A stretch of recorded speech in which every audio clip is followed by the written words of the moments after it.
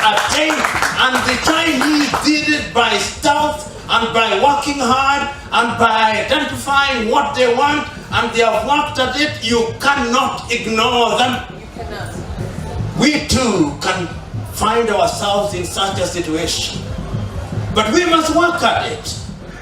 We can work at it. And that is why when I look at Africa today and I see the West Africans are beginning to grapple with a currency called the eco, it gladdens my heart. Why? Because those are baby steps toward the realization of a larger goal. Because one day we may have a currency called the Afro, and then as we move to the Afro, it will become hard currency. Because none of your currencies are hard, they are useless. Once you leave your border, our currencies are useless. People wonder whether they are things that children use in playing Monopoly. But the day we have Afro, which is a continental currency that is backed by goods and services. Because the African economy GDP last year was just about 3 trillion. 1 billion, 1.3 billion of us. The total goods that we produced last year is less than Germany. It's not possible. The German GDP is possibly anything between $4 and $5 trillion. How can it be? Little Germany. What is it that they are doing that we are not doing? There must be something, and you who are here, who are engineers, copy what they are doing and bring it back home. That is what we can learn from them. They have some of the best schools in engineering. Learn and bring it home. And you don't have to be physically home to bring it home. Perhaps you who are here are too old to be useful.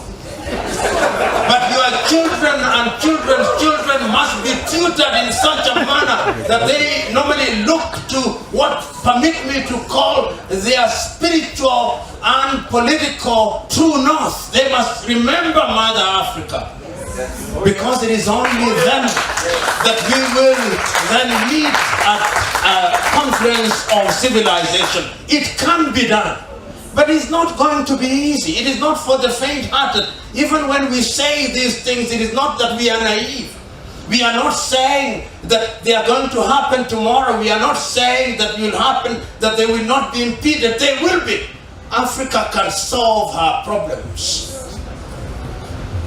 You know, these boundaries that we have, they never worry me, because they can be administrative. All these boundaries we have in Africa with 54, 55 countries, depending on which country you are not counting. Because the Moroccans don't want us to count Saharawi. And Cameroon does not want us to count Ambazonia, but I am counting it. And when we count it, it is not anti-African. These are just boundaries. And those of you who live in the European Union know how easy it is to move across Europe. Because the boundaries are there for administration and other things, but the ease with which you now transact, if you ask the Greeks what Europe has done to them, I'm sure that if they are sincere, they'll tell you they have done great things to us. If you ask the Portuguese what Europe has done to them, they'll tell you it is a great thing. If you ask the Spaniard, forget this atavistic jingoism, which they may relapse into occasionally in order to say we are this. That is what we are saying African Union will do to the rest of us. So you can be Amazonian all you want, you can be Tanzanian all you want, you can be Senegalese all you want, but we are talking about Africa. And I look forward to the day when we also have a lingua franca. Oh, and it appears to me that Kiswahili is beginning to acquire that lingua franca character. It can be done. Because right now Kiswahili has no less than 300 speakers. So I look forward to the day when we go into an international conference and we have interpreters simultaneous and we are waxing eloquent in Kiswahili. As it is now, whatever we Africans are saying, the English can hear all of it. We cannot backbite them. We must have a language in which we can backbite them and in which we can say certain things that they do not understand, citing proverbs and idioms that they cannot understand. Pigeon. Pigeon, you know, as I conclude, whenever I travel across Africa, and now I must say this because I'm in Germany, and they are very proud civilization, the Germans. Even when there are no more than 2,000 of them in a country, they'll always have a German school. So that their children can be translocated from their motherland, but they still retain their Germanness. It is by being good Germans that the Germans become good Europeans. It is not, you must be a good Tanzanian to become a good African. Very good. You must be a good Ambazonian to become a good African. Yeah. Yes. And I think that is why when you go to any of these countries, you find something, all of them, the British Cultural Center. Yes. In Nigeria, British Cultural Center. Yeah. The Goethe Institute in Nairobi, Kenya. The French Cultural Center. But I come here. There is not a single African country with a cultural center except this festival, which is trying to mimic a cultural center.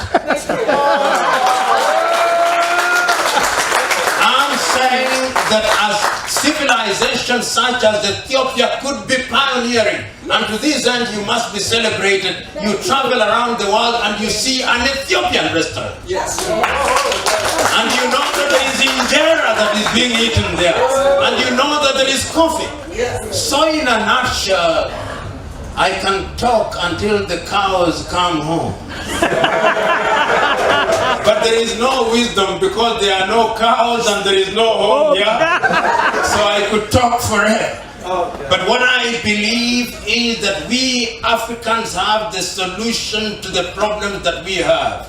But let us also not beat ourselves too much. As I travel across Africa, and I travel across Africa enough to know that there are good things happening in Africa.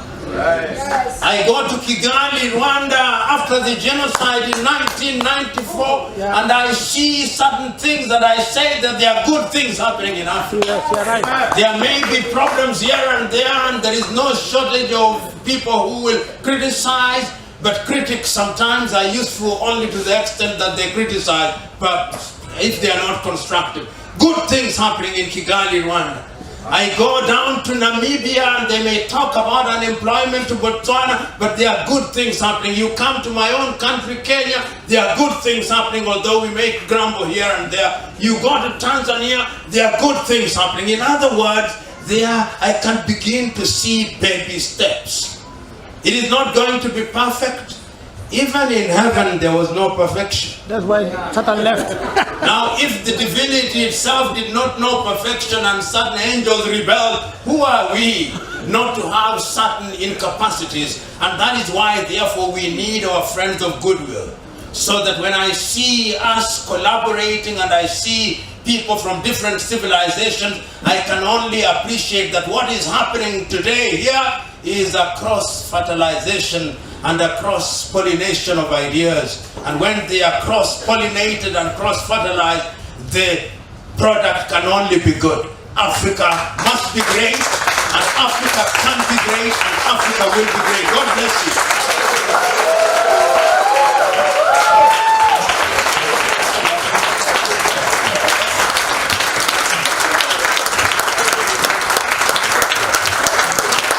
Please, did you like it?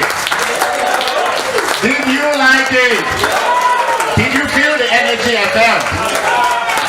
Please. This is, did Did I undersell him or I oversold him? Yes, I do. Then I undersold him. Please give Prof again one more round of appreciation. Speeches like this, you will pay so much money to listen to people like this, but this is who he is, just coming to give it us for free. Just so that if Prof can do this for free, what should we do for Africa? We should go there and help. Because one of the problems is we as the civil society don't actually do what we are supposed to do. Thank you, and on behalf of PLO LUMUMBA, I want to thank you people immensely for coming here to listen to him, and we hope you get something back. Thank you.